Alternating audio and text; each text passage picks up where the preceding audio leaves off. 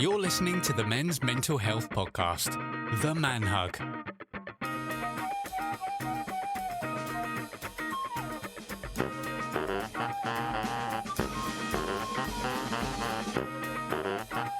Welcome to The Man Hug, the monthly men's mental health podcast. I'm Dean McShane. I'm Dan Cooper. I'm Ian Pearce-Hayes. And I'm Conleth Kelly.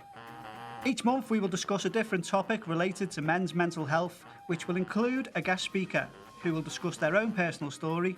And each month we will also be showcasing an organisation or charity within the Merseyside area who work within mental health to help build your signposting skills.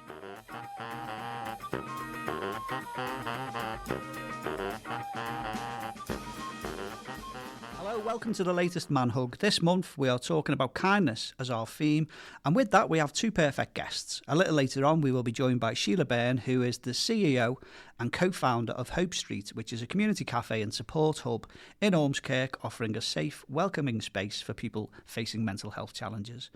Our first guest is Gary Millar, who is an author, an alderman and former Lord Mayor of Liverpool, and a lifelong champion of community, creativity and social justice. His writing, most notably Silent Victims, draws deeply on his family's lived experiences, blending personal reflection with important social history. So Gary, welcome to the Man Hug. Well, this is wonderful to be here at the Man Hug. And in fact, when I arrived, I got a hug. Oh, yeah. And I think we should all start a day. In fact, we should start every hour with a hug. It makes us feel much, much better, doesn't it? Yeah. That kind of experience. It does, and I think it's one of the things we brought in from day one, wasn't it? For those that like a hug, they always get a hug on the Man Hug. You know, it's a common thing. And So, it's great, yeah. but you know, being serious for a moment, you've read Silent Victims Part 1, you may have not read Part 2. Part 2 becomes more obvious, but hugs were seriously lacking in my house. So I never got a hug, really until I met what is now, today is actually our 19th anniversary of our civil partnership. Oh, congratulations. But I've been with my husband now for 45 years. We met in London, and he was the first person to ever hug me that was appropriate. And that was the first time anybody ever said they love me as well. And even today, after 45 years together, we've been together 45 years on the 23rd of May this year, every day. Whether I leave the house, the apartment, the flat, whatever, 3 times a day, he chases me to the front door to give me a hug. Brilliant. Every time I leave. Because you never know what's going to happen. So I think it's wonderful that people do hug. And whether it's a mental hug or it's just it's a physical hug, it kind of makes a difference. It does, yeah. And it's interesting, when I arrived here, I kind of got a verbal hug from somebody I've not seen since 2008, who's in the reception of this building. She knew me right away as I walked in, and she was all smiley. And I think that's a verbal hug as well. Yes, it is. So we kind of need to do more of that. But you know, going back to my book, you called me an author. I don't call myself an author. As I'm getting older, I've always wanted to tell the family story, a story that hasn't been told ever and anywhere. My mother gave birth to a disabled child with unknown disabilities, and she already suffered from some mental health issues. Wow, that put her over the edge. And I think that story, her story, has never, I discovered, been discussed. And I thought, I need to write about that one day. But I can't just write about my mother. I've got to write about my brother who was born disabled, the reason why she was over the cliff edge, but how that impacted my father and my middle brother, Norman, my youngest brother, the disabled brother, Leslie, middle brother, Norman, and me, the oldest. And none of our stories have ever been told. Do they deserve to be told? Well, I think everybody's story deserves to be told. But ours was really monumental in that for 8 years my mother had no idea why this disabled child was born the way he was, except my father and her father told her, probably on a weekly basis, it was all her fault. All her fault. And therefore, when she died in 2002, she still believed, even though she knew the truth, that it was her fault. Because the damage had been done, and there is a reason why, and you will all understand this. She, for 8 years, 1962 to 1970, it is my fault. Because there's no other reason why Leslie, why has he got no ears? Why has he got a paralysed face? Why he can't talk? He can't talk, he can't hear, and he's got peripheral vision, tunnel vision, which means he can't see to the side. So he keeps falling over. Do you know what? We'll make his disability even more obvious. We'll put a crash helmet on his head. And the crash helmet used to give Leslie boils on his scalp because it used to rub into his head. He wore it all the time because they worried that he'd fall over and his soft skull, he would kill himself. So that was her fault. Except it wasn't. And eventually it became known as thalidomide. And yet other children and families knew in 65 it was thalidomide.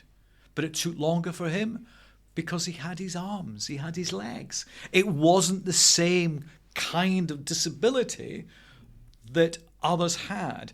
And others after 1970 were discovered to be thalidomide because they had missing kidneys or heart issues, missing organs inside the body, because when the thalidomide drug was given between 58 and 61 into 62 for morning sickness, the advert said entirely safe for expectant mothers and infants. It had never been tested on expectant mothers that we know, except what we do know now is that the drug company was set up that sold thalidomide, which they still sell today, but for angina and leprosy and other things, and it's entirely safe for that, but not for mothers who are pregnant with children. It stunted the growth of whatever was developing in the womb or the fetus at that time. And in my mum's case, it must have been the head and it must have been the ears, and it just stopped. But it could have been stunting the growth of arms or legs.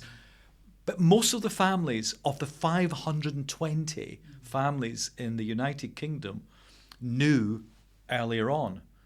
The NHS knew earlier on. The government knew early on. The drugs company knew early on. But my mother didn't until 5 years later, because there was an argument.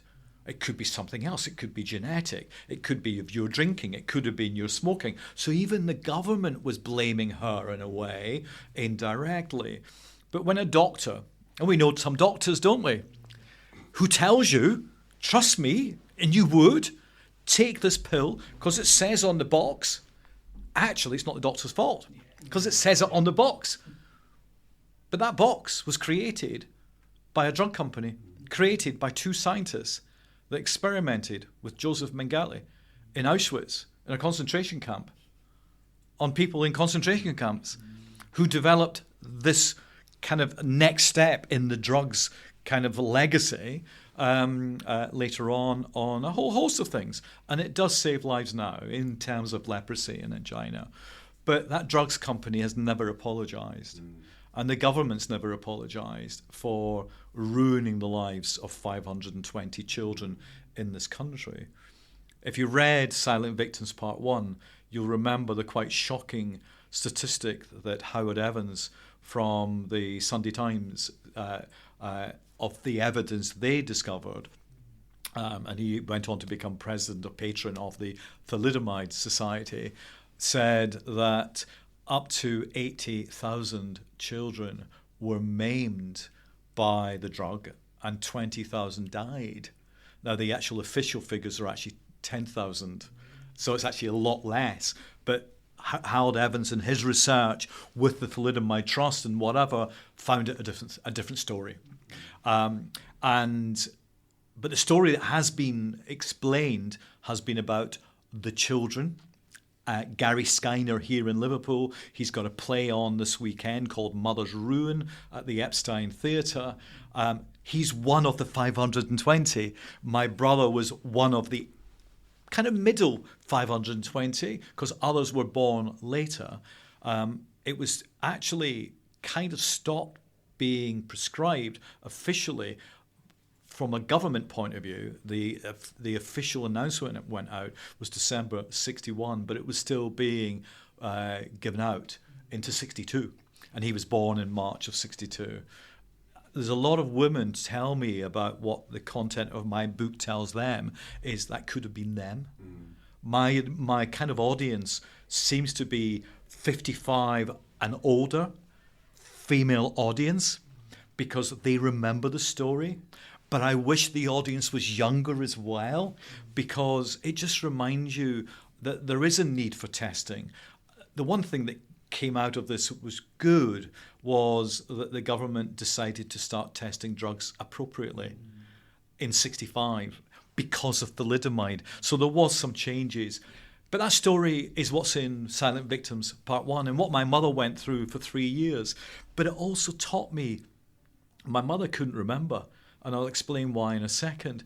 But my mother went to, Stenhouse Primary School.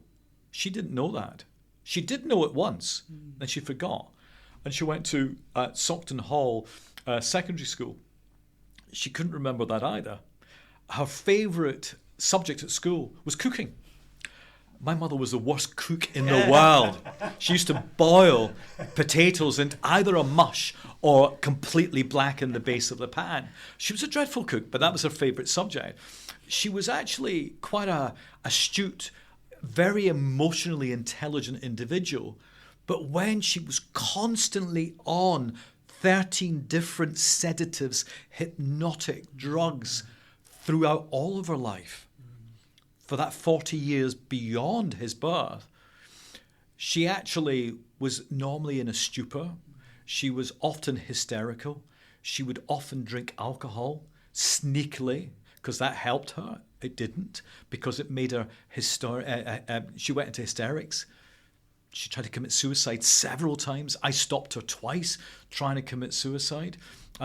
They are not actually discussed in the book, Silent Victims Part 1. They are in Part 2, and that story is my mother's story, my brother's story, two brothers' story, my dad's story, and my own story as well. But going back to what you said about being an author, I don't class myself as an author. I'm a storyteller. And I do prefer verbal storytelling because then you could kind of give all the flavors, all the senses of the various things that we all do in life, our different hats that we wear. I was really worried. I did a keynote speech at something on Friday last week about this subject, about my rags to robes, my extreme poverty as a child, to actually having a really wonderful, comfortable life now. And somebody said something to me, and I thought, no, don't put me in that pigeonhole as that person that was battered and abused and whatever by parents and family and whatever when I was a young child, because actually life did improve, and I want to write more about that. But I also want to storytell about just fiction, not about non-fiction. However, I'm really proud of the fact that I've produced 2 books. Silent Victims Part 1 is 327 pages. And Silent Victims Part 2, which is actually almost a prequel to Silent Victims Part 1, but then a follow-up. What happened after her health notes, the only health notes that the Scottish NHS has, it stops in 65. But she went through some severe issues from 65 to when she died. And they've got no records of that. Or if they have, they don't want to give them to me because she went through electrical shock treatment. So remember I said she couldn't remember what schools she went to.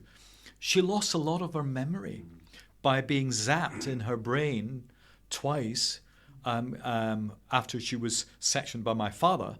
And in those days, the husband had so much power over women. And he put her away several times. He put her out in the street several times. He made her homeless. He made her homeless, it's mentioned in Silent Victims Part 1, which I know you've read. But he made her homeless again later.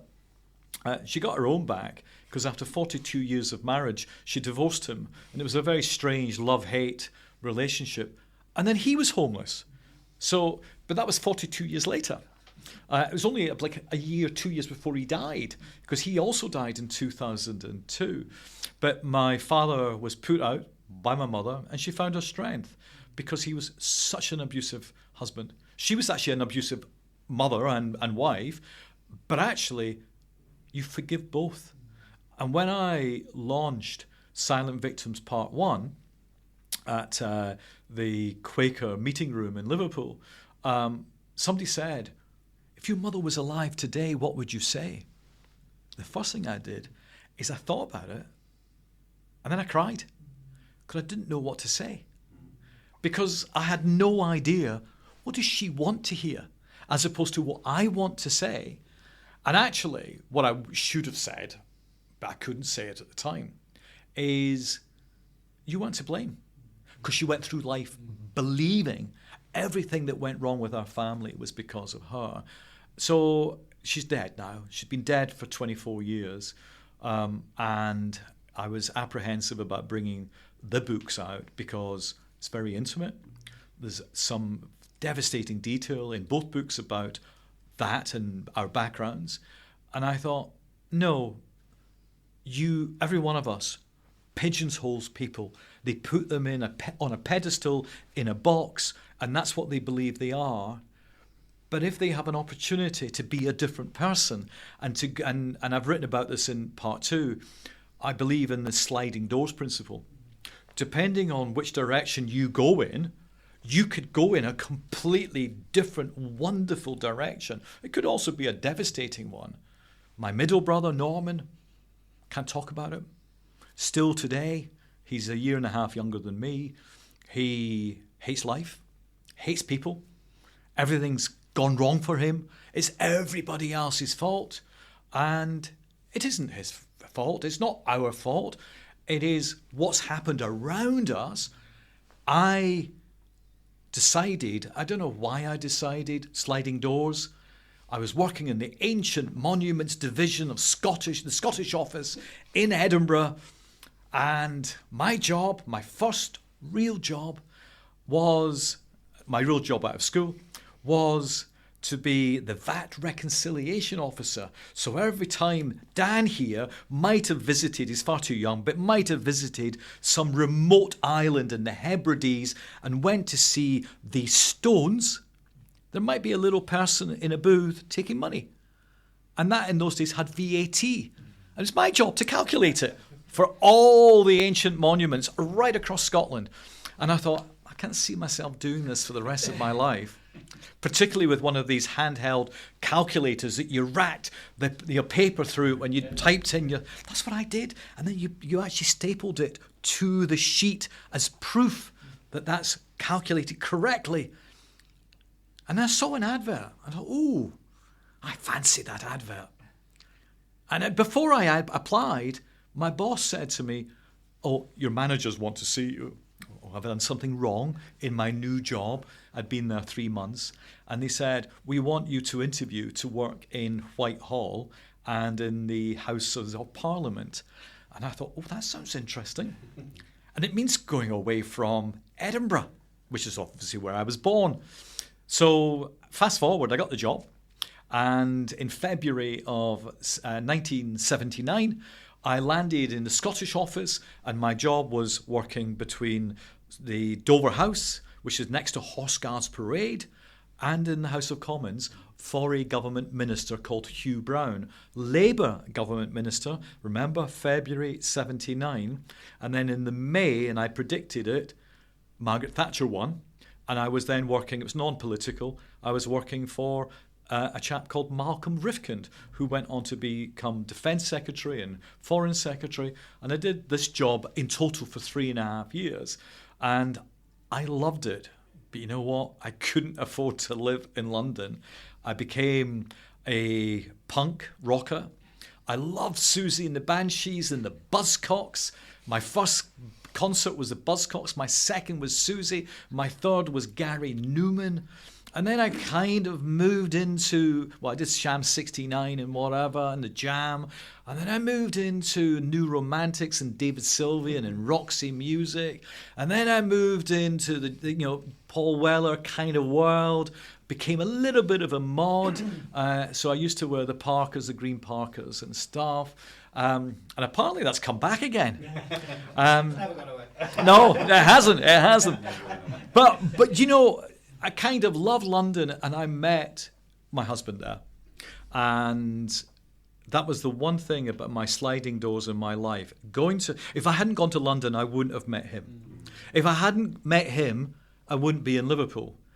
If I hadn't moved to Liverpool, I wouldn't have gone to the Polytechnic, to the John Moores University, and study technology and open up my own business and then close my own business because I made a huge mistake, and then work for the universities as a trainer, as a teacher, as a lecturer, and then becoming a consultant with universities, and then being headhunted by Apple to help run their Apple Centre that used to be in Mountford Hall at the University of Liverpool. It's been gone for many years. You're wondering there. I can see your eyes looking. In 1990 I was there. I can't remember seeing. It was there from 86 to 85, 86 until about 91. I've reasons to have. It was in the edge of Mountford Hall, next to the car park. I don't know. Yeah. So opposite where the car park for the after the student union bar. Yes. So you never got past the student union bar. I know. That's the problem. I know. So I got headhunted by Apple. I hated it, so I left it and went back to where I was at the Merseyside Innovation Centre, which is now the Liverpool Science Park. And I then got headhunted again and became a group marketing director for a group of flooring businesses, but they wanted my IT help. So I wrote the world's first, I wish I'd kind of done something with it, customer relationship management system, and actually discovered that my experience at Apple and there and whatever, I was good at selling and good at promotion and good at remembering and good at process. And I became then somebody who was invited to do a lot of hardware and software research, but a lot of software writing. So I became quite a successful coder, employed a whole team of people.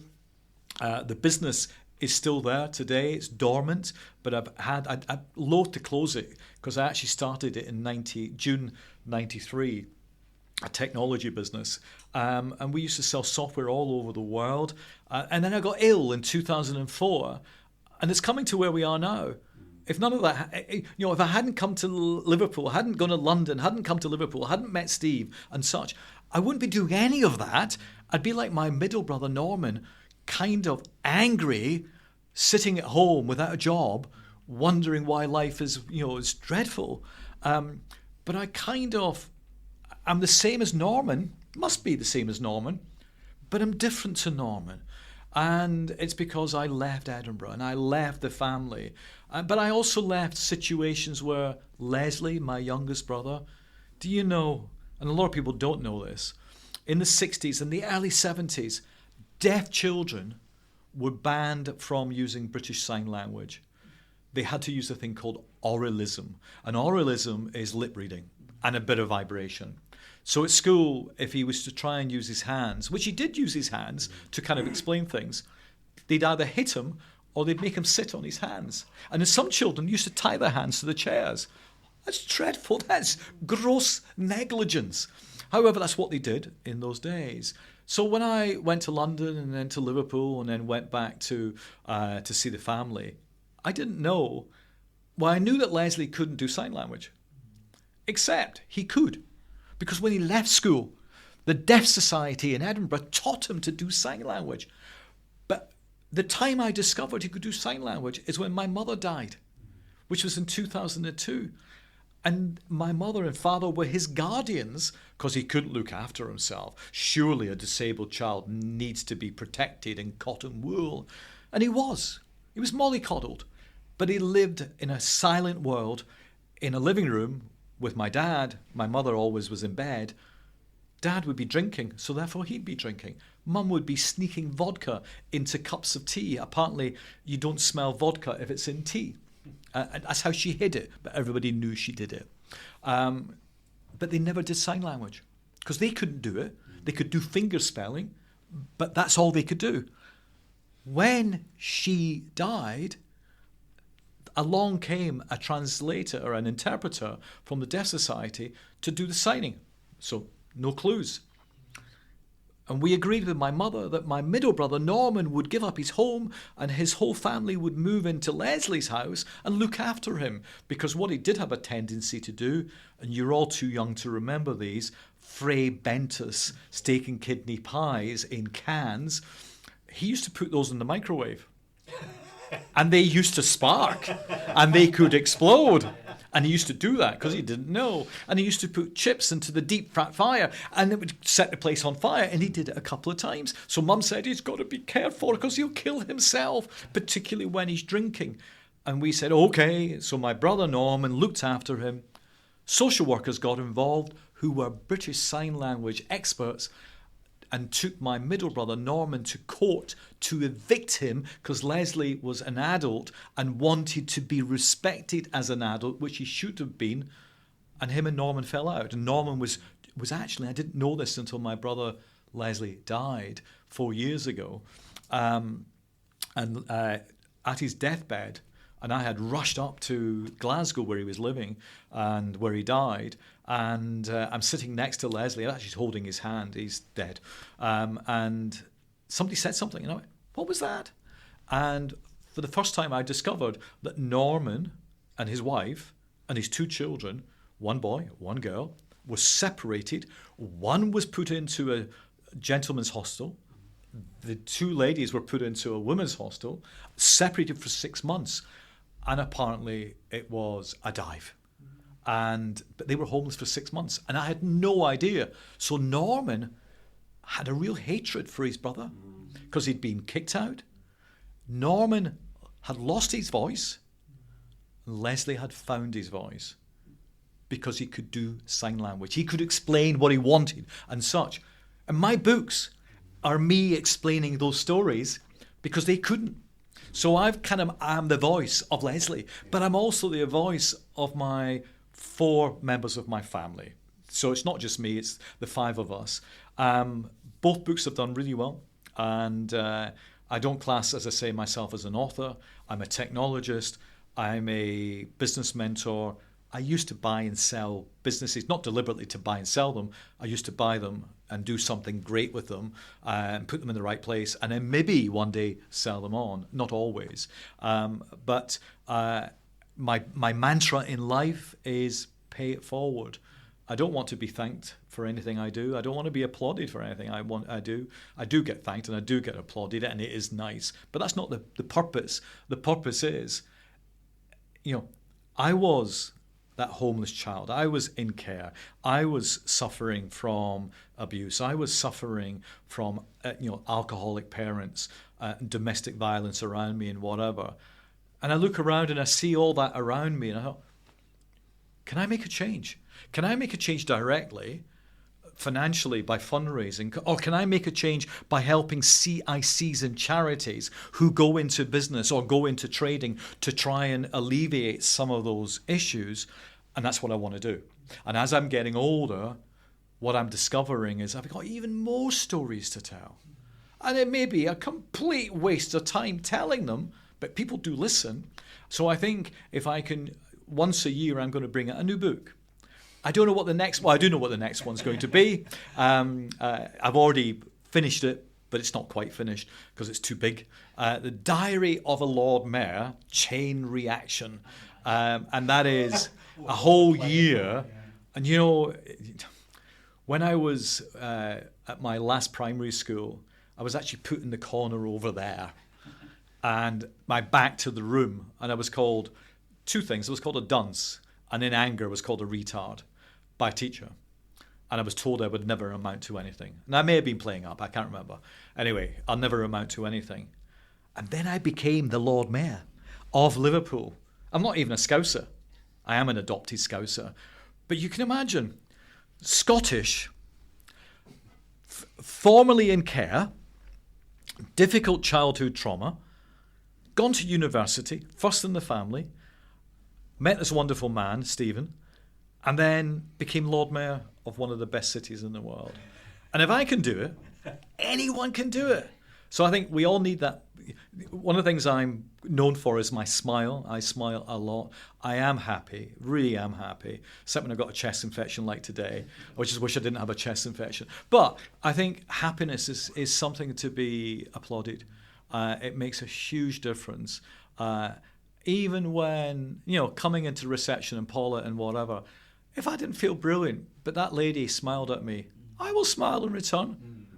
And I think we've got to remember, it's not just about engaging with senior lecturers, powerful people. It's about engaging with the people that empty our bins, that clean, our offices, that look after us in hospitals and whatever else.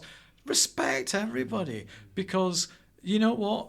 You don't know what rubbish is going on at home, and they need that support. That's what I kind of want to do as I'm getting older.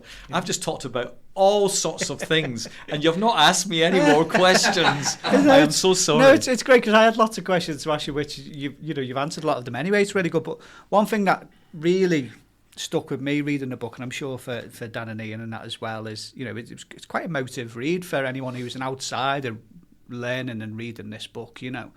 So my kind of question is, you've gone back to revisiting some really difficult stories and times. How did you manage that? How did you manage your own mental well-being, having to revisit such awful times, really? So I was listening to the radio, and on the radio, this chap said that he'd written about his mother's mental health issues because he got her mental health records released. And I thought, how can you do that? Because it's not my mother's, but I want my mother's. So I wrote to the NHS in Scotland, in Lothian, and they replied to say, yes, they will release them when I prove that I'm the son, that she's dead. And I did all that. And then I got a letter about 3 months later. We're going to send you 150 pages of your mother's notes from, I think it was July 62 to August 65. That's all we've got. But can we just warn you, caution you about getting a mental health practitioner or a very close loved one to sit with you while you read it for the first time? So they arrived, and I'm thinking the worst. And I put them on our dining table in the kitchen. And we have a large lounge, an open plan lounge and kitchen. And it sat there for about probably, I think a month, but it may have been less. And I couldn't bring myself to read it. And then I thought, oh, come on. Grow up, Gary. It can't be that bad. So I picked it up and I read it. I think I was crying about page 3. And I was crying because I didn't know some of the stuff. And actually, I needed to know that stuff. So that made me want to read more. And then Stephen, my husband, who was sitting over in the couch, I hear him behind me because I got my back to him. Are you reading those notes? I said, yeah. You were told not to. Shall I come over and sit with you? I said, no, let me just finish these. And I read them all the way through.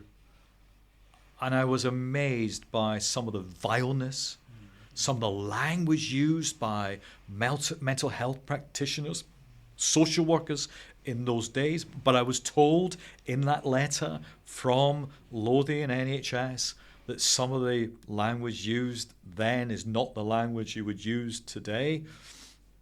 So I'd finished it, and I thought, I want to tell her story. That was the first time. I never intended to write about it.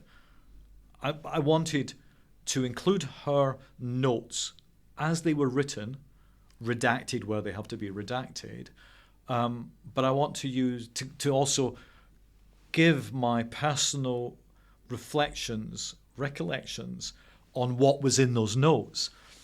A lot of it I couldn't remember. This is important. I was 3 when it started and 6 when her notes finished. Most of it, I'd actually created an imaginary world in protection. Childhood trauma, kids are very good at kind of shoving horrible things into a back room somewhere and draw the curtain and then get on with life. And that's what I did. So it wasn't until I read some of the notes that some of the things that I had already been writing in what was going to be the only book, which is now Silent Victims Part 2, which I started before, is I was wrong. My memories were wrong. And it corrected those memories.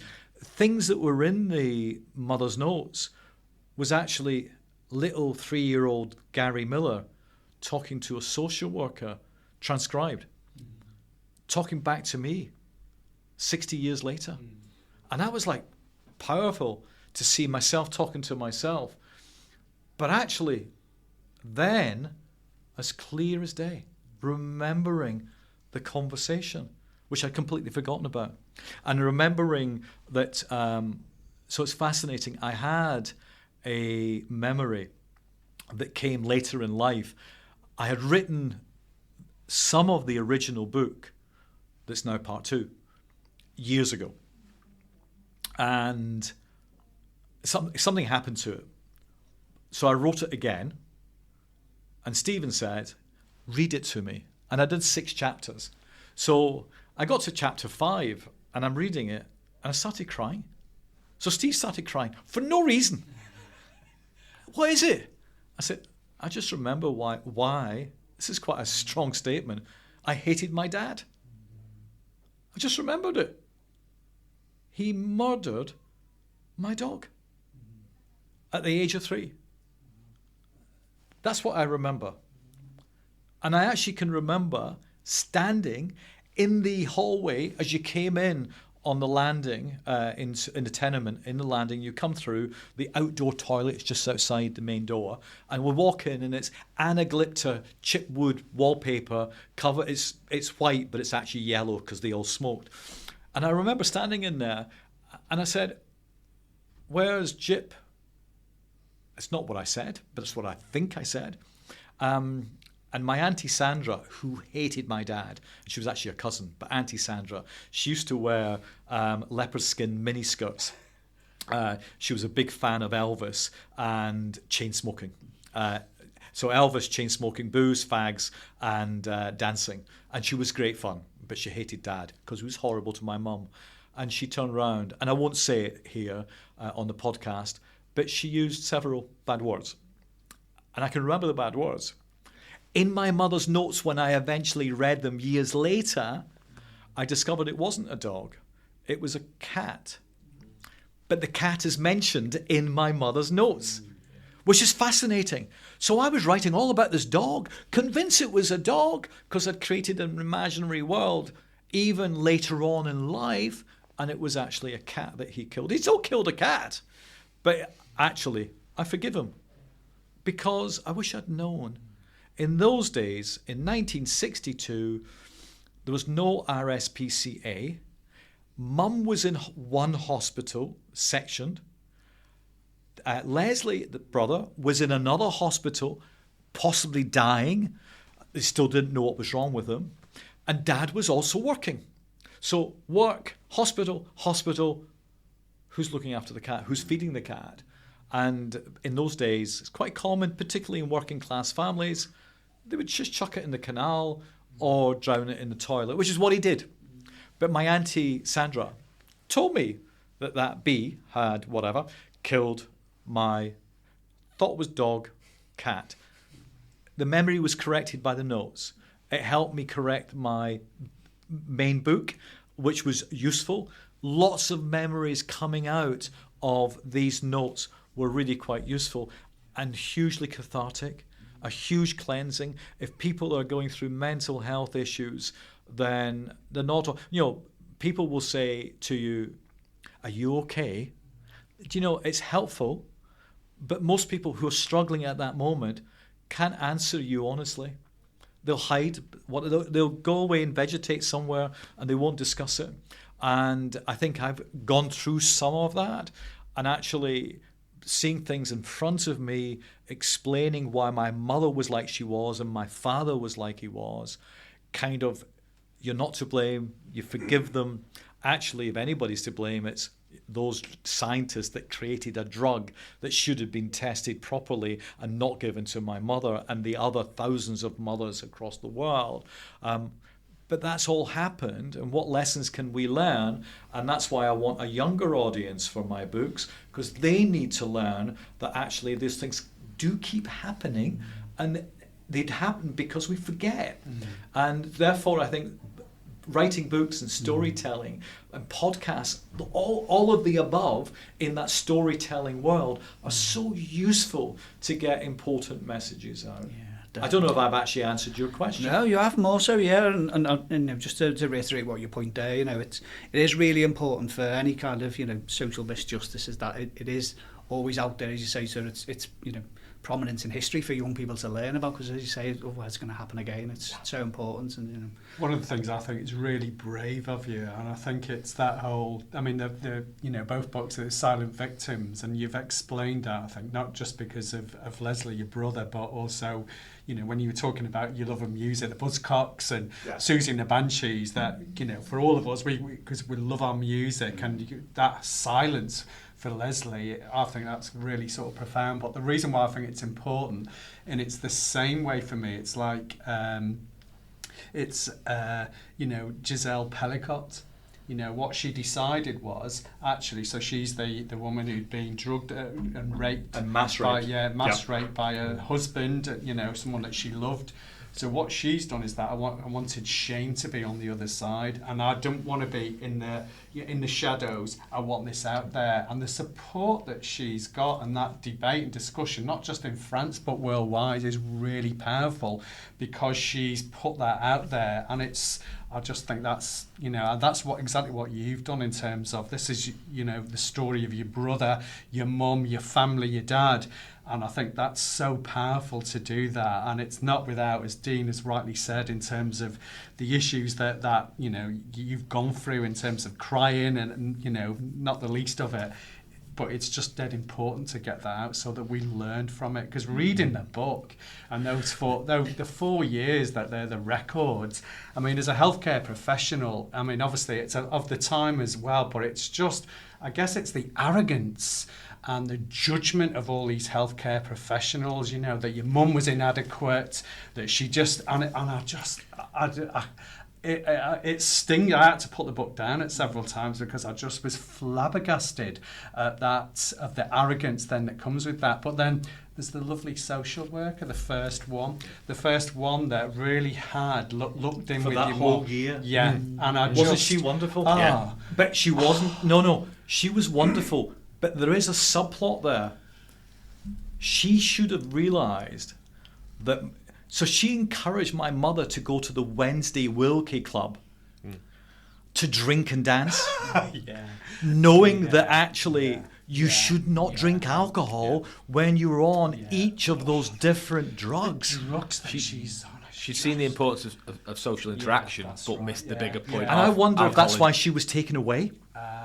And the next one wasn't engaging in any real way at all. There was a big gap. Do you think she cared? Do you think she got too close? Yeah. And because what, from reading the book, one thing that stands out massively is the caring nature of that social worker, and clearly she got very involved with the family, and like you just said, did it get to the point of too much involvement? Because then there becomes a complete disconnect in no notes written for over 9 months or something, and it's like, how can we go from this being written every other day or every few days, and such good notes really for the time, probably that social workers, they were very good, very invested detailed, so much time in your family and tried so hard to find other housing and whatnot to nothing. And it was somebody somewhere higher up, I feel, had made a judgment call or comment. I think it's quite common, but my mother didn't have a mother. Her mother disappeared, if you remember, when she was 2.5, and she was really brought up by her grandfather, who she adored. She didn't like her own father, and the reasons for that. But her own mother disappeared. She never had a mother. She had kind of surrogate mothers, and they went and got married. They left her. I think the social worker became like a surrogate mother. Yeah. And knowing my mother's kind of character, she would have been quite kind of clingy and kind of keeping in contact. And the social worker would have probably felt so sorry for her, because my dad was abusive and out there drinking and ignoring it all. Her own father, who was living at home with us, was also abusive and blaming her on, as I said before. She needed a mother figure, and I think the social worker became that. She meets her on the bus. She's doing all these things. I'm really thinking to myself, I don't think I'd be meeting a patient on a bus. But when today's theme is kindness, I mean, you can see was kindness. She was such a kind person, that social worker, but sometimes a little bit. She was going too far, and I think that's probably my mother met lots of really kind people, and I've met loads of hugely kind individuals. I think there's kind individuals on every corner, everywhere. Liverpool in particular is officially the most welcoming, warmest, friendly city in the country. And that's why I feel at home, because there is kindness everywhere. Yeah. There is that hug everywhere. And, you know, I was at the hospital today. I had a chest infection x-ray, and I was in the hospital, and I would just walk in, and there's an old friend of mine I've not seen for ages, Gary, and hug me. As I'm going up the escalator, I can't talk. I had to send her a message afterwards on Facebook Messenger. I hope you're okay, because I never got a chance to ask her what she was there for. And then I go upstairs, and then this guy's walking past me, and he goes to I'm getting taken to the A&E X-ray, and this guy's walking past, and he sees me, and I know you, and I'm thinking from a distance, and then he comes right up and goes, "Don't trust him, he's dodgy," to the lady, to the nurse. And she's looking at him and looking at me, and he said, "No, he's a great guy." And he shook my hand. I still don't know who it was. I will remember. But that show of kindness, that show of acknowledgement. But that was twice in a hospital. Yeah. Well, I wonder. Well, actually, you would expect kindness in a hospital anyway. But it was just wonderful. And then coming in here today to do the podcast and to meet Paula on reception and get that verbal hug and that kindness as well. Do more of it. Yeah. It makes us all smile. It does. And just linking in with that kind of theme of kindness then. So, you know, why has it been such an important part of you giving back then? You know, you mentioned before about paying it forwards, everything in your ethos. Is that because of, do you think, you know, your experiences in childhood? Is that you want to help people, or where do you think that's come from? I think if a psychiatrist was to sit with me, I'm a pleaser. Yeah. Because the only way I would get attention as a child was to be ultra nice and kind. Because if I didn't, it would be battered, bullied at school and such. Eventually I found my own maturity. I didn't need to be a pleaser. But I think your formative years, so your 0 to 7, that was actually my most traumatic years. So I'd probably just smile and just accept it and be nice and whatever. So that's the way I was formed. And I think actually it's probably the right way to be formed. Not the right way for it to happen, but we all kind of are extensions of our families and our situations. And in my situation, it has actually helped make me the person I am. I'm not wearing it today, but I normally wear a shirt and tie. I'm wearing a shirt, but I normally wear a tie, often a waistcoat. And people call me Dapper Gary. He's always dapper, and I am. But that started from knowing that first impressions count. And that actually came about by mistake. So what I haven't told you about is when I was 11, Mum and Dad got compensation for Leslie's birth. Well, not a lot of money, but they bought their first house. And it was a kind of ground floor level flat in Gorgie Road next to Tynecastle Stadium and Murrayfield Stadium, rugby and football, and Tynecastle High. And I knew I was going there because it was late 11, so I was going there at 12.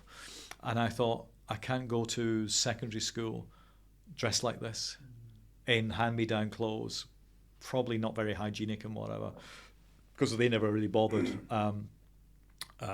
So I went into the newsagents and got a job. And for the next next 4 years, I delivered newspapers. Tenement properties in Edinburgh, running up and down 6 flights every day, delivering newspapers. So fit, loved it.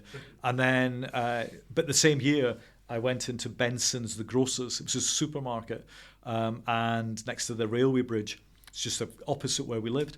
And I said, have you got any Saturday jobs? Really not knowing what a Saturday job meant. And I ended up becoming a mould being scraped off cheeser. So you have lumps of cheese. Those days it was safe to do. You just scrape the mould off and then you sell the cheese. Bacon, through the bacon slicer with my little fingers. You wouldn't do that today. And pricing goods. I became eventually their part-time temporary manager before I went to work for the civil service. So I loved it, and I loved that entrepreneurial thing. But you know why I did it? For 2 reasons. One, I wanted to buy my own clothes. So immediately with my first pay packets, I'd go out and buy shirts and ties, a blazer, trousers and things. Our tea for the family. So it would be like Hazlitt, which you might not even know what Hazlitt is. Spam, spaghetti hoops, because that's all I could do at 12. Dad was at the pub getting drunk. Mum might have been in hospital. Leslie was in Donaldson School for the Deaf. And it'd be me, Norman and my dad. And I'd end up cooking for them. I ended up cleaning. I ended up becoming old before my time. And I think actually my formative years as an individual were 0 to 7, but actually my real formative years in terms of my future character and that entrepreneurial spirit and that kind of wanting to listen and help came about by working in supermarkets, delivering newspapers, and then an act of kindness. And this is a really interesting story. If you imagine this desk was a counter in a butcher shop in Dalry Road, not far from where we lived, and little 4-foot Gary is actually almost like Oliver, is leaning on the counter with my little fingers.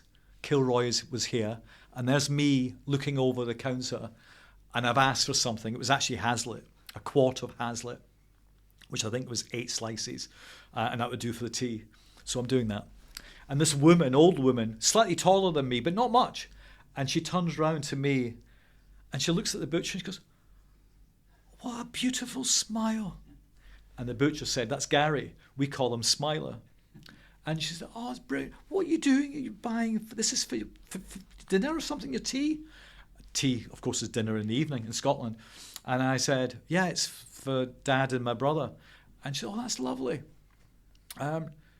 Who paid for it?" I said, "I have. Out of my newsagent. I've just been and got my money from the newsagents for delivering the newspapers." And she said, "Oh, that's lovely." And there was a chat between her and the butcher, and I can't remember what was said. And then she looked and said, "Would you like to do my messages?"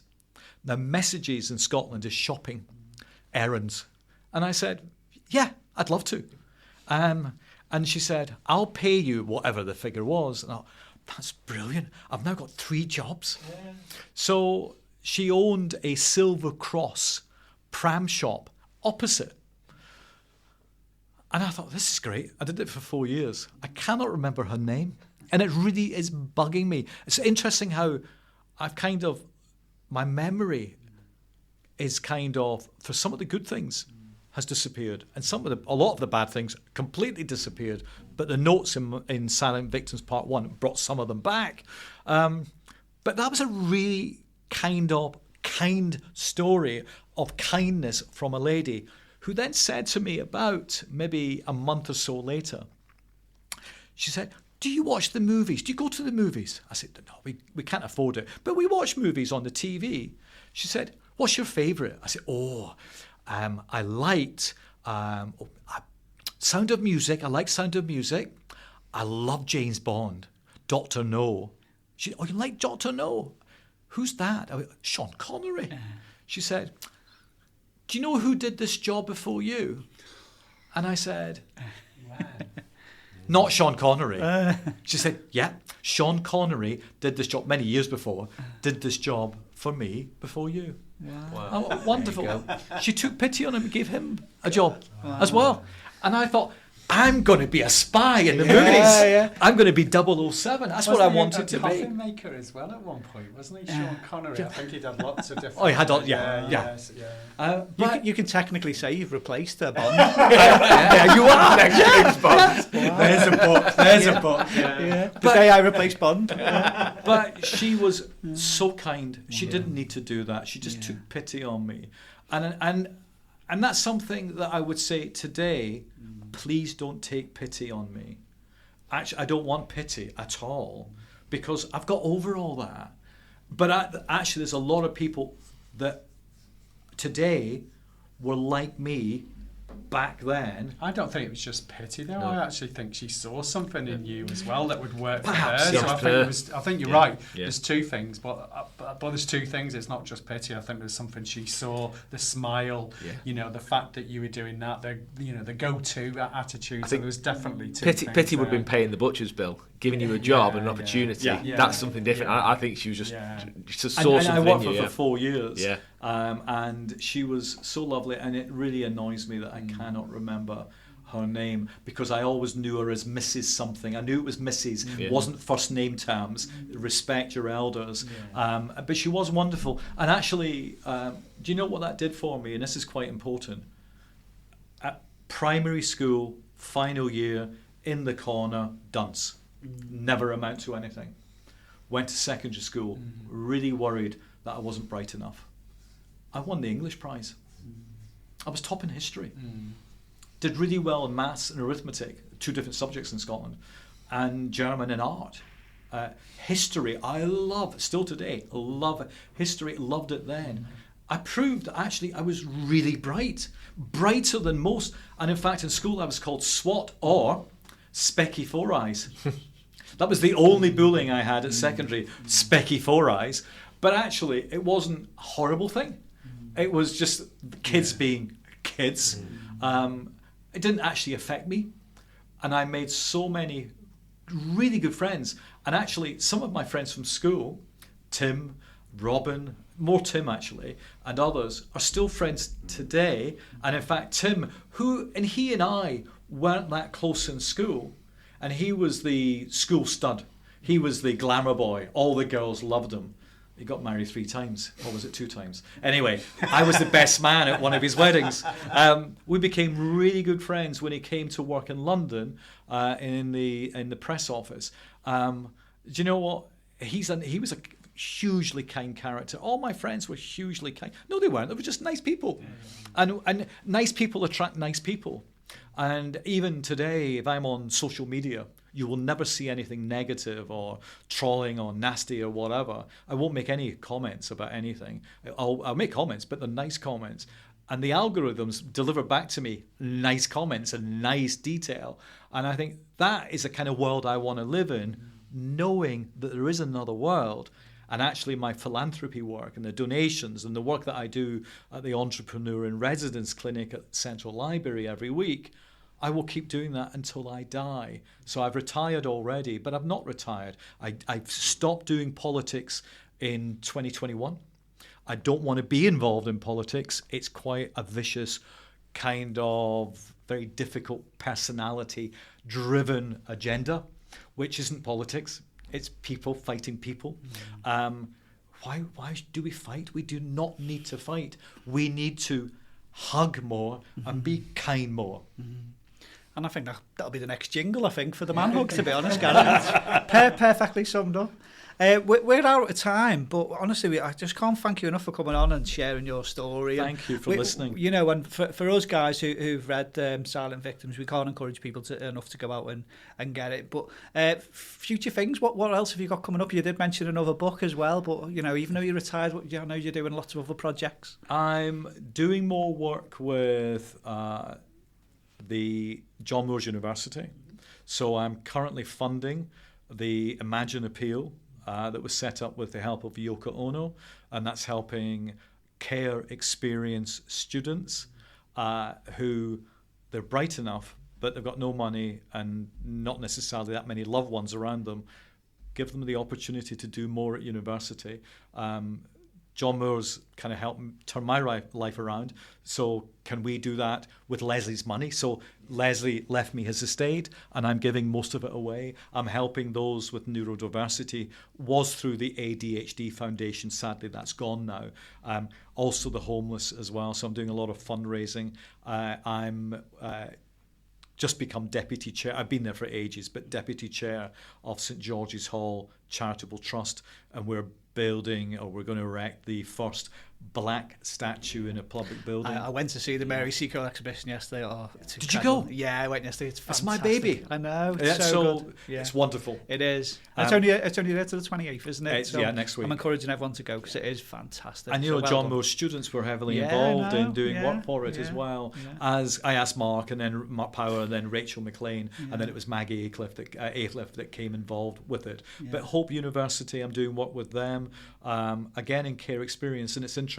I'm trying to get the City of Liverpool College, who were also involved in the Mary Seacole project, but get the college and our universities to collaborate together, because I want more of those from a care background to go to university or to college or some form of training.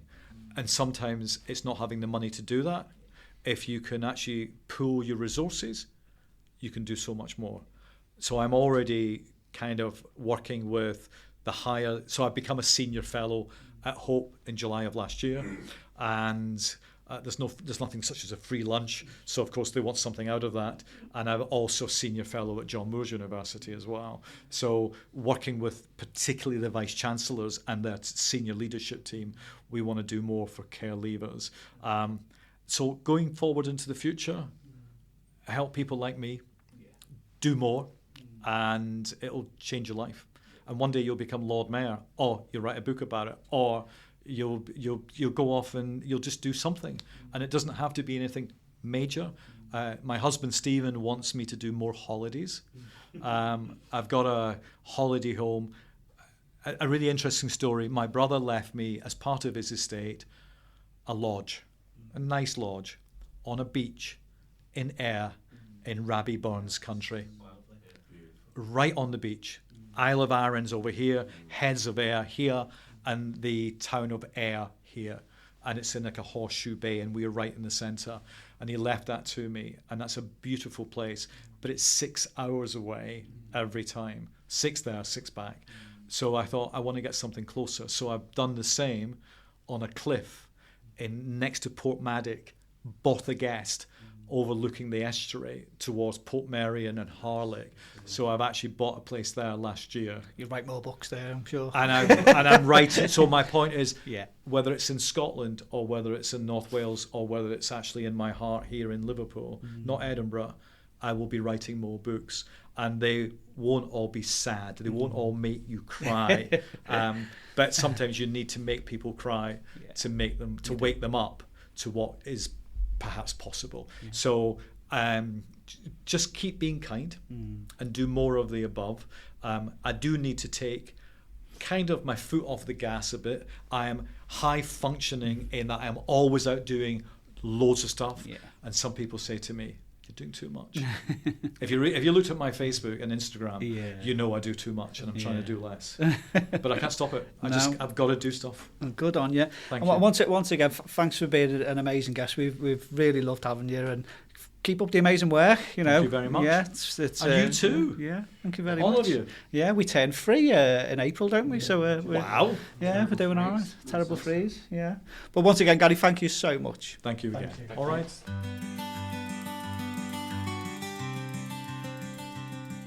We can all play a role in suicide prevention. Spotting the signs and starting a conversation with someone you're worried about can feel daunting. But free online training from the Zero Suicide Alliance could help you gain the skills and confidence to have a potentially life-saving conversation. It takes just 30 minutes and you never know when you might need to use it. Be prepared. Take the training today. Visit zerosuicidealliance.com or search ZSA Suicide Awareness Training, because one life lost is one too many.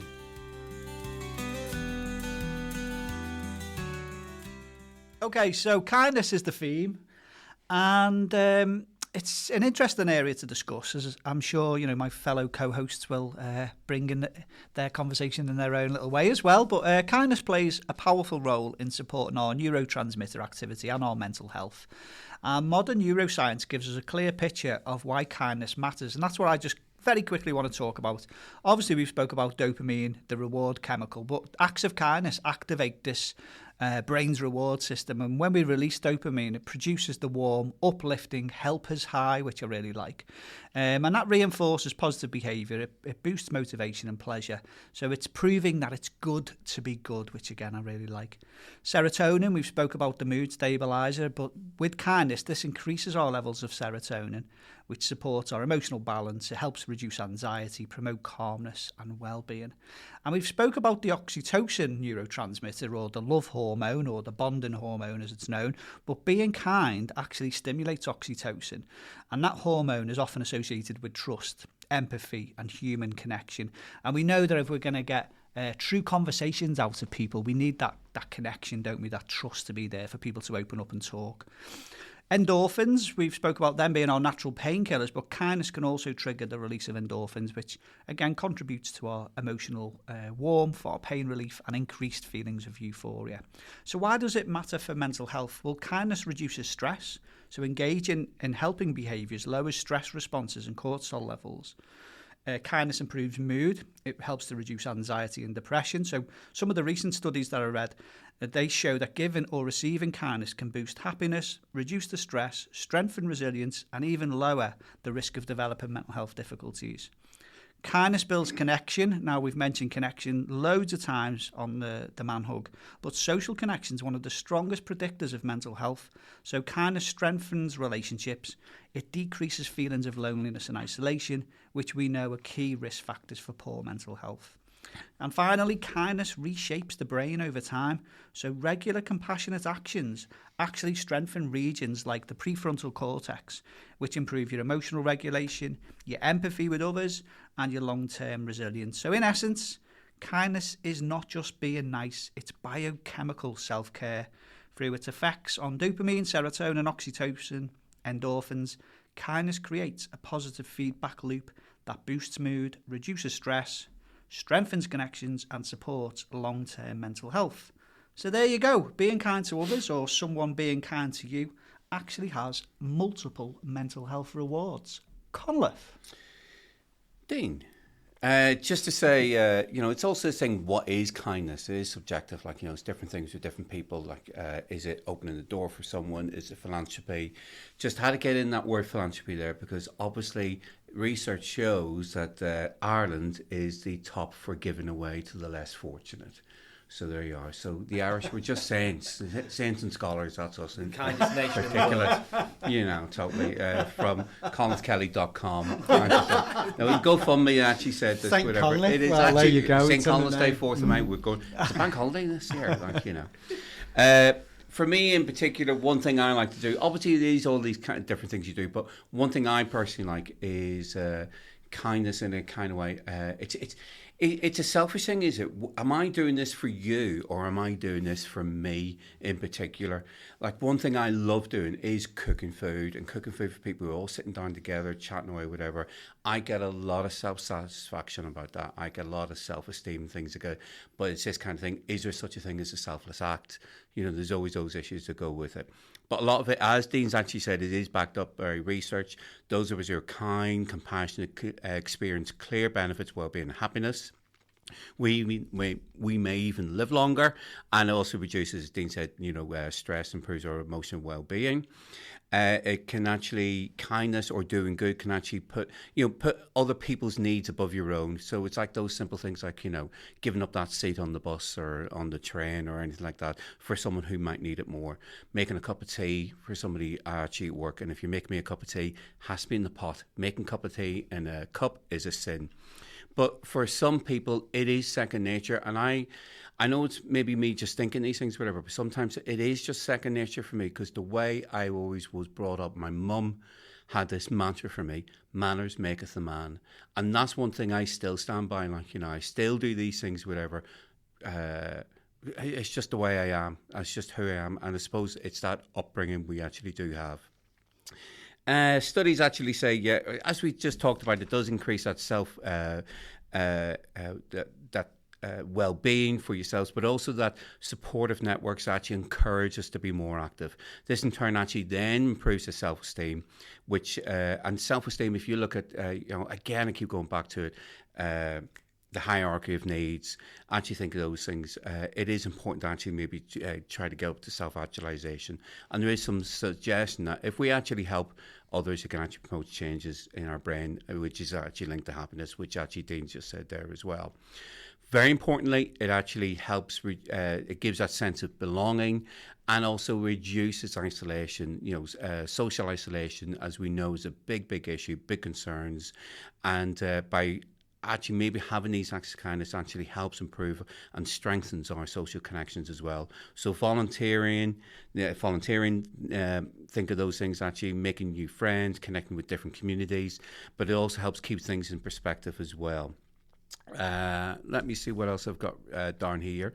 It actually makes the world a happier place. One act of kindness actually leads to another. It's that ripple effect we can actually think of. But it is actually different ways of maybe thinking, how can you do acts of kindness? So it could be at your home, within your community, those little things are actually working there, within the workplace as well, in public places as well, and also on social media as well. Just thinking, doing those things, well done, this is fantastic what you're actually doing.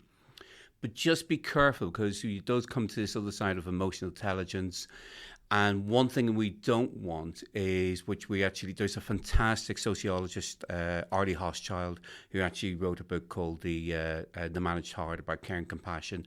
And it's about the painted smile, actually putting on the smile, but it's a false kindness, actually giving that across. And what research actually shows, people who actually do have this painted smile, they're the ones who actually suffer from burnout a lot quicker than those who actually do put the effort in, do have that lived experience.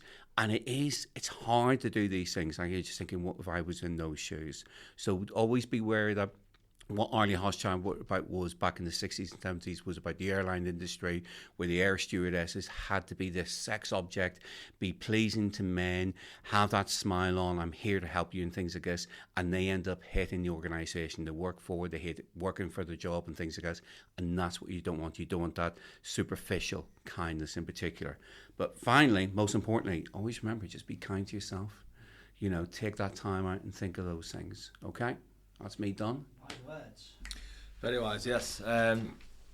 Just picking up on what Conor said about the not being any selfless act. It doesn't really matter, does it? I mean, we've all gone into nursing for some reason, and the most likely reason that I went into nursing was to help me feel a bit better about myself. I didn't want to make money for the man anymore.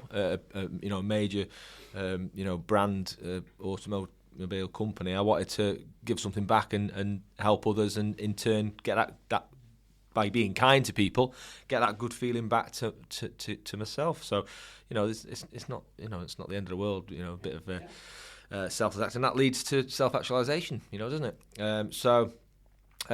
So picking up a little bit on Gary's book, one thing that threads through the whole book really is that social inequality, and one thing I felt was that it mirrors kind of current society today. 65 years on, and nothing seems to have changed, unfortunately. And as I mentioned before, that the key person in the book that shows kindness really is that social worker. And again, that's, in practice sometimes when I see patients, that patient may be in an abusive relationship, or that patient may not have been told they've been loved or had a hug, or may have had childhood trauma, and they're sat in the room with me. And the one thing that I can do is show them kindness, and they may not have been shown that before. And by showing them kindness and showing them that I genuinely do care about their feelings and about their story and about who they are, they're more likely to offload more, and then hopefully, in my head anyway, they're more likely to engage with services because they don't feel quite as helpless, that nobody wants to listen to them, that nobody cares about them, and that can then go some way to hopefully improving that they're sort of, what's quite an unequal world. Say I see a lot of patients who are from a deprived background that feel that the whole world's against them and feel that everything's stacked, not in their favour. You might feel that someone does listen to them, someone does care, and I think as nurses we do show that kindness all the time. I think looking at my life and people who stand out as being kind to me, when I was a young apprentice, as a 16, 17-year-old, I ended up working with a chap called Fred Bennett, who recognised straight away that I was not, particularly happy at home, and things were tough at home with mum and dad, and he took me under his wing, and he became like my first life mentor, if you like, and showed kindness and showed an interest in me as a person and saw my potential. And it was people like Fred who would eventually give me the encouragement to make the decisions of moving on into engineering qualifications and then eventually moving on into nursing. So he didn't have to take me under his wing, but he saw something in me to offer me that kindness.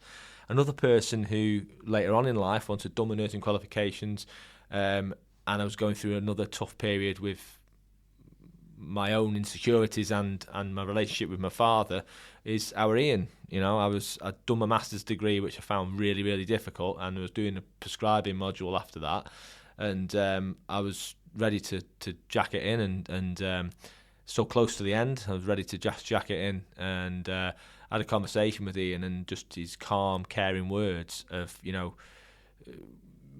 how I could go about resitting the module that I was doing for the prescribing, or that there's bigger things to worry about in life than perhaps this at this moment in time. Just his caring nature and the way that he talked to me made me realise that I could do it, despite the personal problems I was having at the time. And again, just that kindness made such an impact on me that I stayed in touch with Ian, and then through Ian ended up working for Liverpool John Moores, and then ended up meeting you guys and ended up doing the podcast. So as I think Gary mentioned, those sliding doors moments. And then other people like Neil, who used to work with one of the consultants in intensive care when my wife was poorly a few years ago. He didn't have to, but he regularly, when my wife was in hospital, he would text me and say, "Is it okay if I go and see Christina?"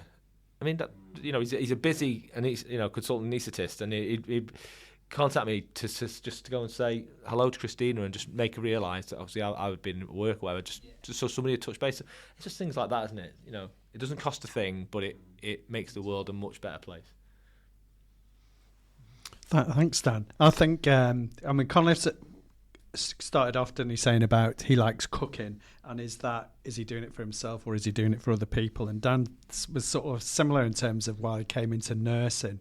But I think on both sides, why you cook, if you love cooking, lots of people who don't, who aren't maybe enjoy that cooking, then I think that's a good thing. I think in terms of if you're cooking and feeding and having tasted his little what are they? Those little things. My French that you bring. fancies. Yeah, they are the ones that really bring my cholesterol up 15s. even higher. Yeah. What? Oh, 15s. Yeah. Dean's very good at 15s as well. Don't they? But he brings them in, and I always look forward to them. Is the truth of it. And again, That's in terms not of cooking, why that's just with diabetes. Dan, but I think there's two things in that. I think it is that you enjoy doing it, but also there's a benefit from that, and I think it's don't go too deep in terms of that, I think, because if you enjoy cooking, and I think part of it, is actually being in the moment and in the time, and if you have that time and you make a nice meal and cook a good meal, if you are a good nurse, put that time into it, then people benefit, and it's rewarding for you as well. That's the truth of it.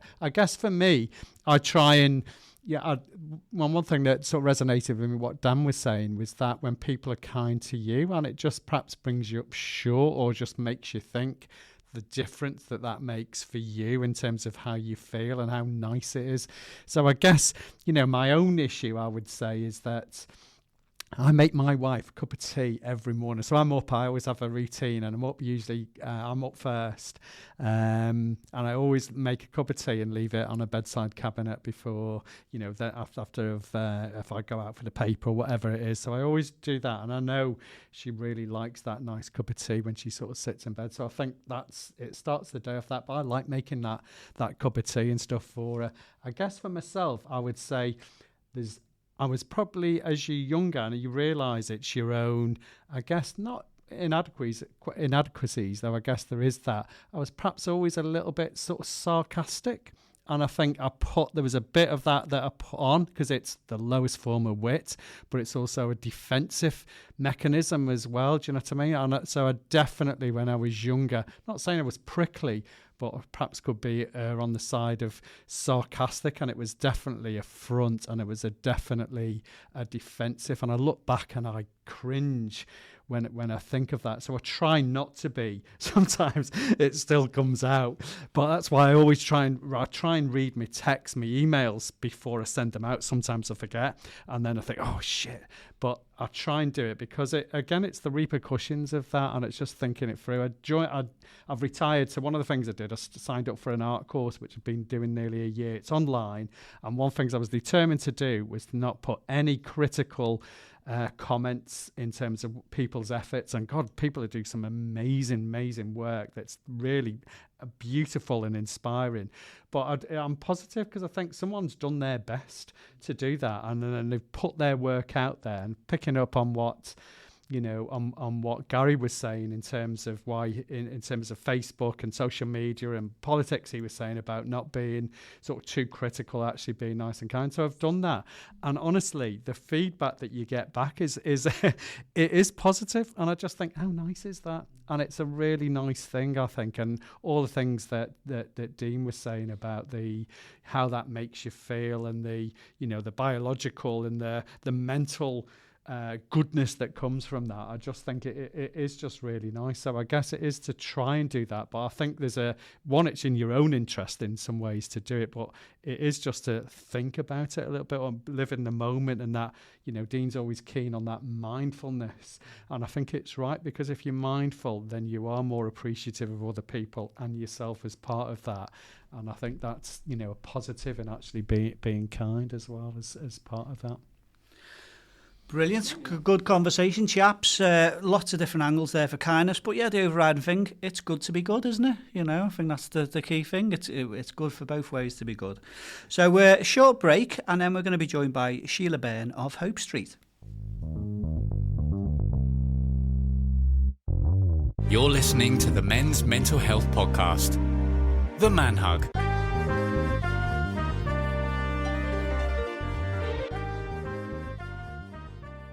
Okay, it's this part of the Man Hug where we shine a spotlight on a local charity, organisation or project. And this month we are joined by the CEO and founder of Hope Street, Sheila Byrne. So Sheila, welcome to the Man Hug. Thank you. Thanks for having me. Oh, it's amazing for you to join us. We've heard so much about Hope Street. So today's theme is all about kindness, and reading your own story, I think it just fits really well with this theme, because the project is all kind of about kindness, isn't it, really, in that sense? So start off, just tell us a little bit about yourself. So I'm Sheila Byrne, and I'm the CEO and founder alongside my husband Don Byrne. We founded Hope Street back in 2018, and we did it because I was failed by services. So I had a nervous breakdown as a result of workplace bullying, which resulted in me being a little bit housebound and unable to have the capacity to do things for myself. I relied on my husband to do everything.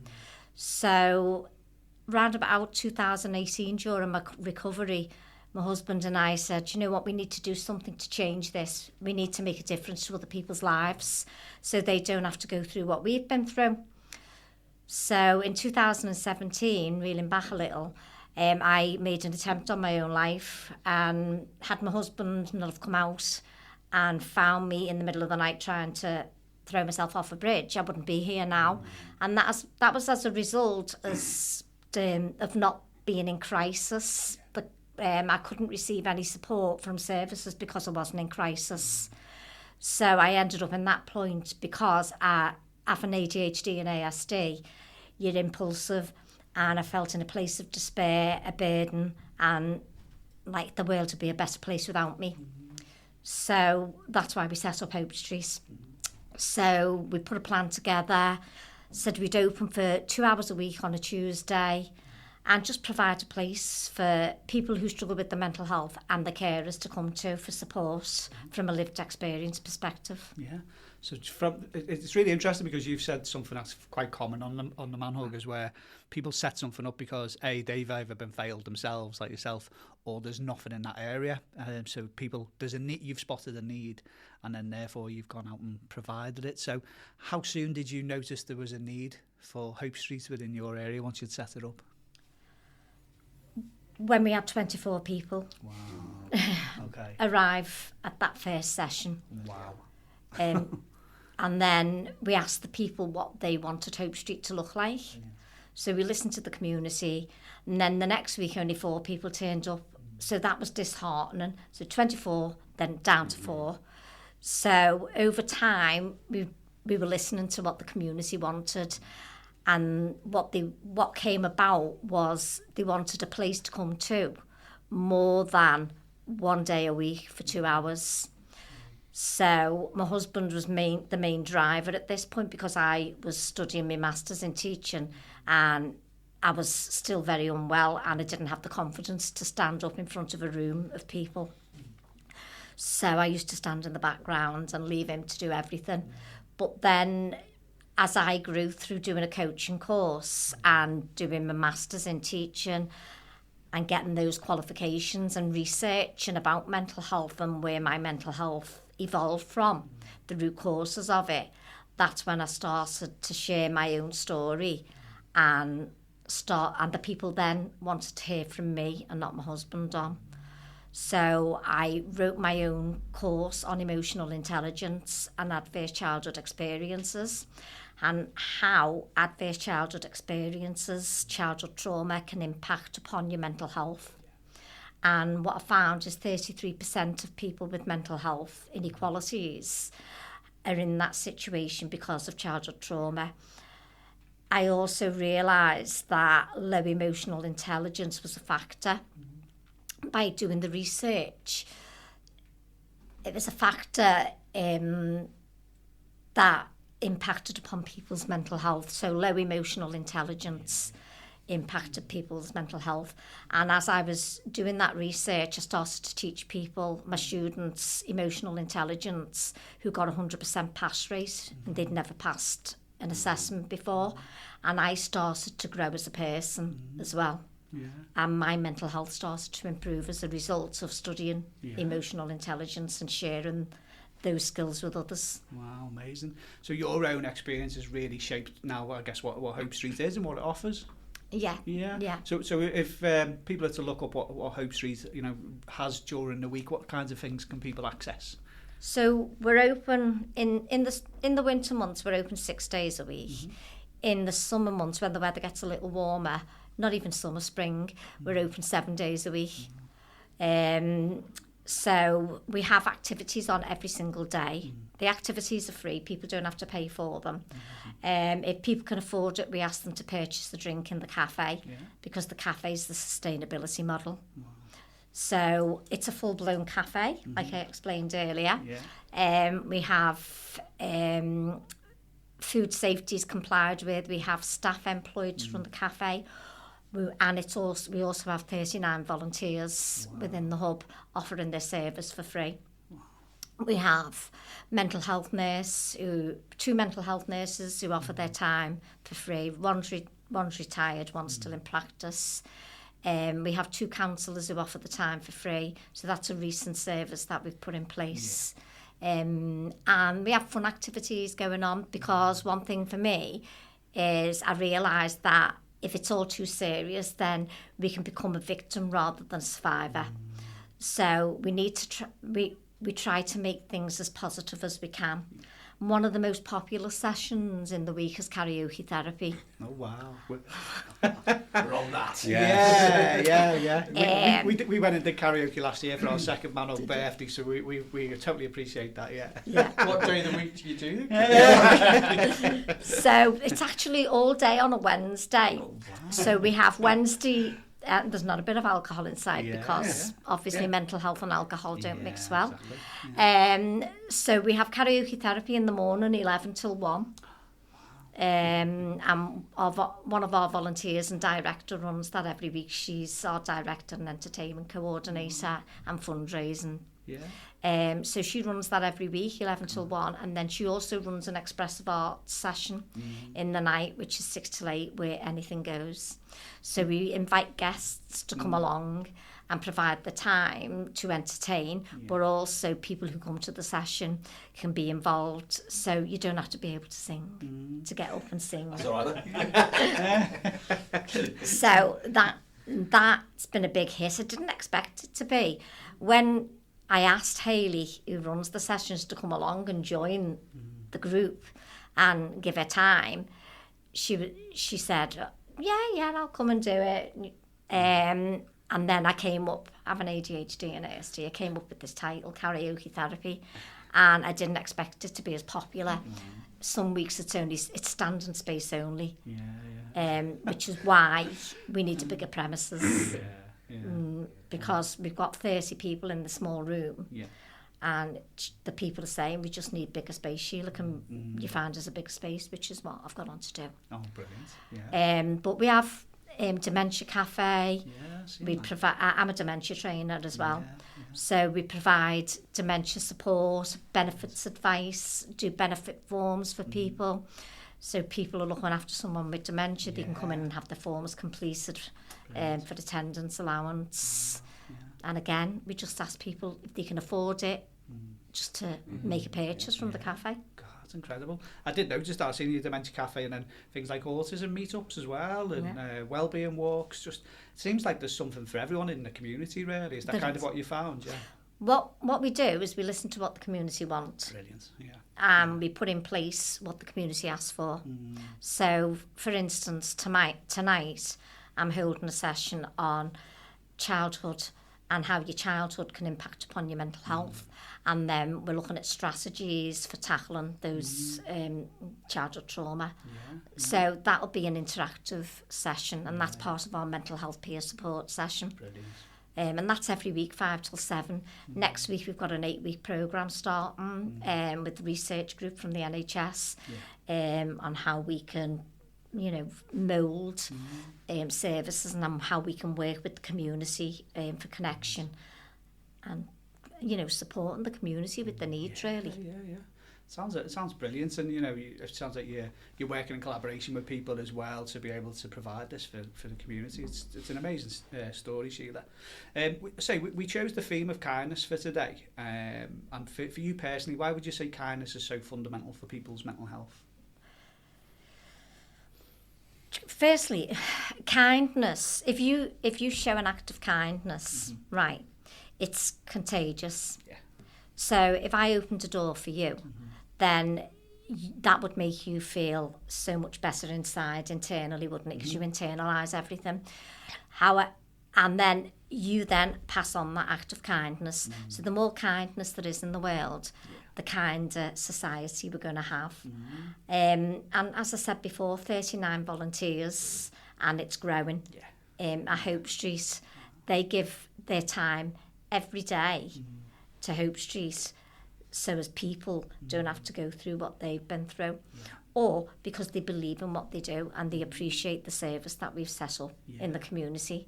So Ormskirk's an affluent area, and people think affluent areas, people ain't going to suffer, but they do. And there's also pockets of deprivation. Since the cost of living crisis, the amount of people that are coming in and can't afford the bills, it's unreal. The amount of people who've ended up on the streets is unreal. So I've had about 20 people rehoused this year already, by people popping into the hub, because people have said, pop into Hope Street, Sheila will sort you out. So I'm I'm pretty much a one-man band in terms of the services I offer around support, doing benefits advice, doing benefits forms, filling out household support funds, which people don't know that is out there. A household support fund is when people are in negative equity in their accounts. They can get a household support fund, which is government initiative, and it's been funded by government UKSP funding, just like ourselves. And people can apply for it up to £400 to take the financial pressure off themselves. It's such a big thing, isn't it? You know, finances, the impact it has on people's mental health and well-being is huge. So it's good to pass that information on, really. Yeah, it's I say, in terms of what you're doing, it's incredible. And I think you touched on something there. Obviously, it's nice to receive kindness, but I think as well, you know, when you look at your own journey, you know, how much has it helped your own mental health? You know, the being kind and knowing that you're doing good for other people. Do you know, every day I love going into work, right? Because I'm doing something that I'm passionate about. Yeah. I remember my coach in 2017 saying, you never work a day in your life when you're doing something you're passionate about. And what I get from my work is a lot of passion, because I see people go from the depths of despair, like I was in 2017, to blossoming. And the amount of people I've seen blossom is unreal. I've got a lady who lost her husband to suicide, and then her daughter just 11 months later. How horrific is it to go through that? Yet she's on a journey, but you know what? That woman comes in every day, and she has a safe place where she's made friends, and she has that connection with other people, and that's so important, to have that connection. Definitely. It's something we've touched on quite a lot, isn't it? That we've done whole episodes just on connection and connectivity. It's one of the big things for our mental health and well-being, isn't it? You know, we're social beings. We need to be around people. We need to form these connections, and kindness is a way of doing it as well, really. Yeah, well, it's every day I go into work, I'm giving something back. And because I'm giving something back, it makes me feel better. And it's been part of my mental health journey, knowing that my experiences are actually helping other people. Yeah. So one thing I do say is, I wouldn't change what I've been through, because if I hadn't been through that, I wouldn't be doing what I'm doing today. So, and I'm helping thousands of people. And that's so your own lived experience, it gives you that greater understanding, doesn't it? You know, and the empathy and everything else that's needed for those individuals.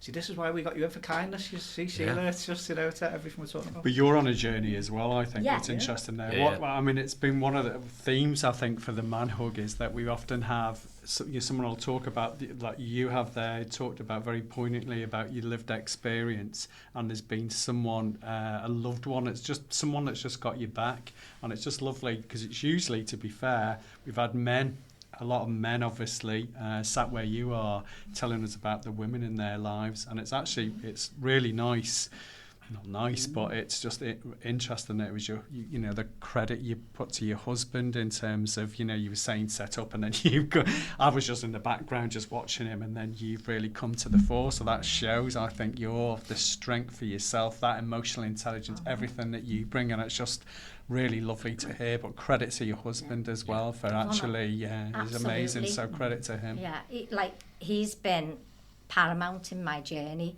If it wasn't for him, I wouldn't be here today, because he's there at my side every day. He's my rock. Yeah, and it's just phenomenal that somebody can stand by you the way he has, because most people would have walked away, to be fair. But he hasn't. He stood by me through thick and thin. But I'm sure you've both grown through that 100%. As well, that you know, for him and for you, because there's obviously something that he sees in you, and that's just really lovely to hear that, Sheila. He's learning every day, you know, about me and how my mental health impacts upon me. So ADHD and ASD, they impact your mental health immensely. And he's like, the house is in chaos, Sheila. And I'm like, well, you've left one item out, and if you leave one item out, then it's a spiral for me, because I'll leave every item out then, and I don't intentionally do it. It's because my brain can't cope with seeing that one item. and then everything gets left out. The house ends up in chaos. And he says, how is it you can be in work and run everything amazingly, then you come home and your life is in chaos? And I don't know myself.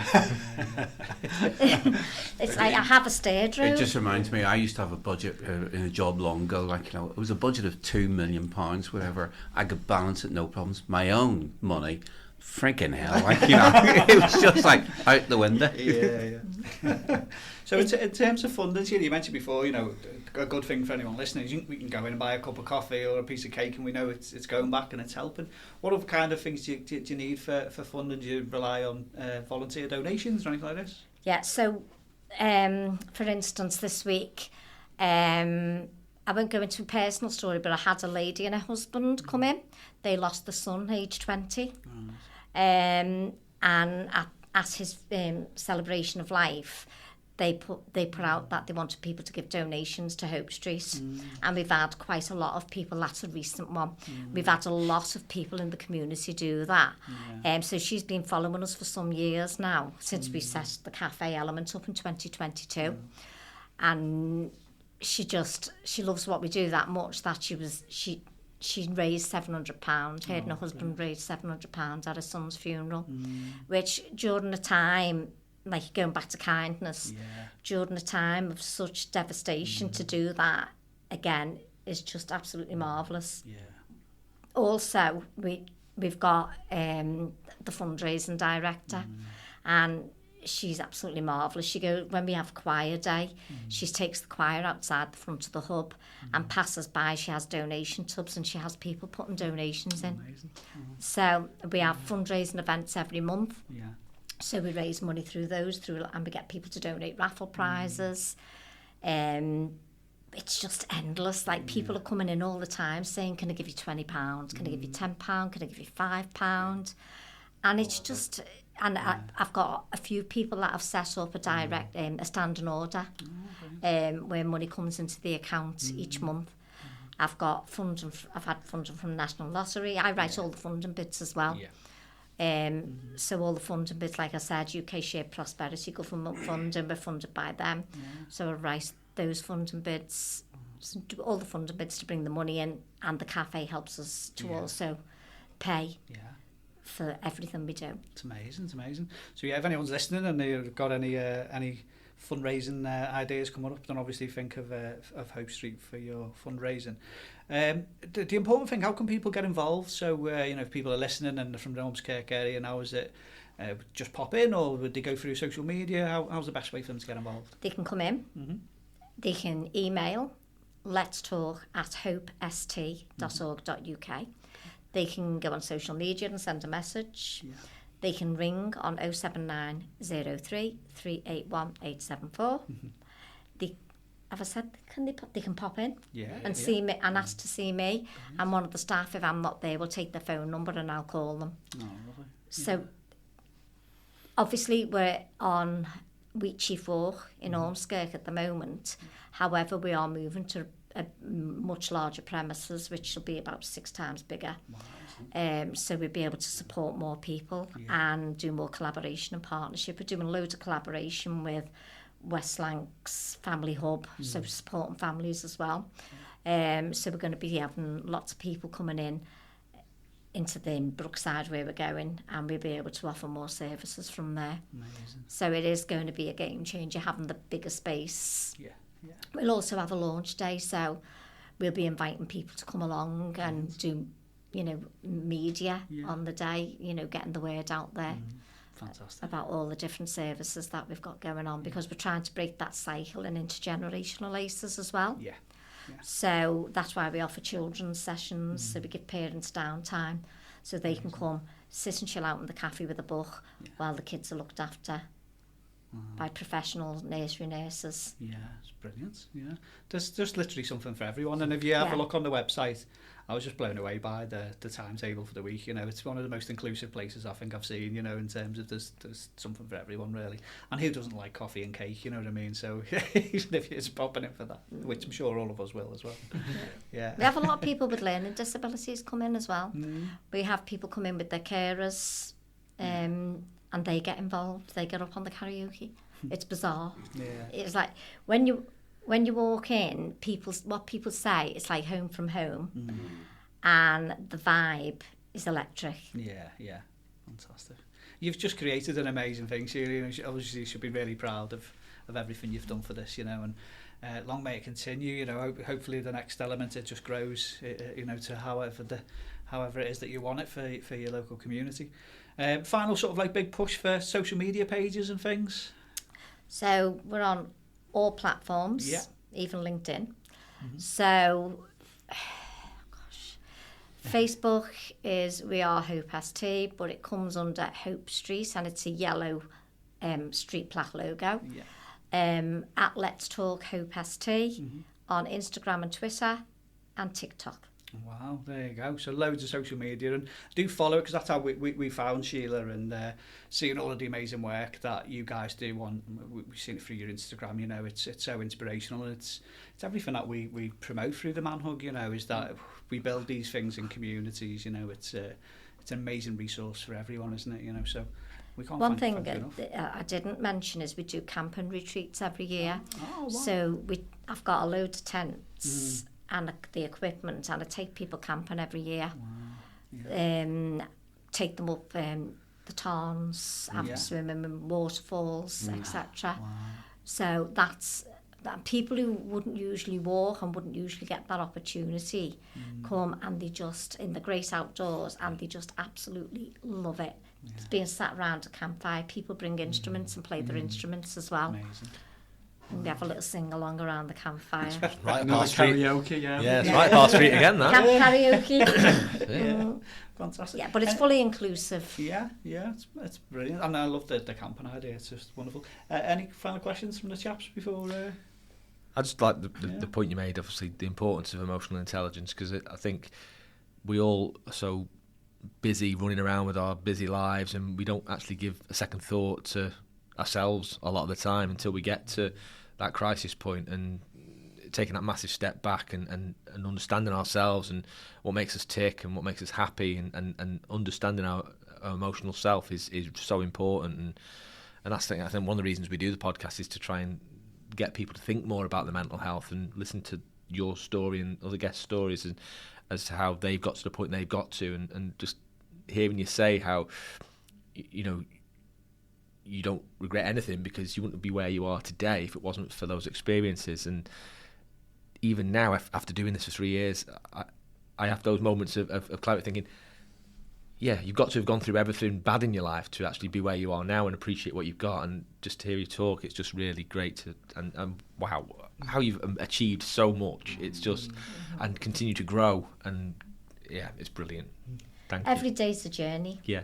And that's what I say to people. What you're going through is short term. Yeah. And I remember people saying that to me, and it was a pet hate of people saying to me every day is short term. Yeah. But it is short term because you do come out of it. But it's baby steps. Yeah. I went from not being able to leave the house to not opening the front door, to not answering the phone, to just stepping outside into my back garden. And that was a big step. So every step you take is part of your journey, and that's your growth. Yeah. And I'm still growing. Every day is growth. And I think as well, you're giving people a support network as well to help them to be able to grow as well and develop, which, as you said, you didn't have that at the start. You didn't have anywhere where you could go like Hope Street, and now that's available. It's just an incredible thing, really. Well, as a result, more people have set up. Like the model, like Hope Street. Yeah. And I didn't intend to set it up the way it's set up. Yeah. It's grown organically, which I love about it, to be fair, because it's all about listening to what community wants and putting in place what the community asks for. Yeah, we need more of them, don't we? Yeah. 100%. But I can't open more. No. So if anyone's listening, if anyone wants to open another Hope Street, more than happy for you to come on board. Amazing, Sheila. Once again, thanks for being such an amazing guest. We've loved hearing your own story, and obviously, it's so inspirational for what's now Hope Street helping other people as well. So we can't thank you enough. Amazing. Thank you for having me. Thank you. Thank you. If you or anybody else you know is struggling with their mental health, Visit hubofhope.co.uk or download the app today and find local and national mental health support. Thanks for listening to The Man Hug. Please make sure that you come and follow us on Instagram. It's @The Man Hug. You can also do a search for us on TikTok and YouTube.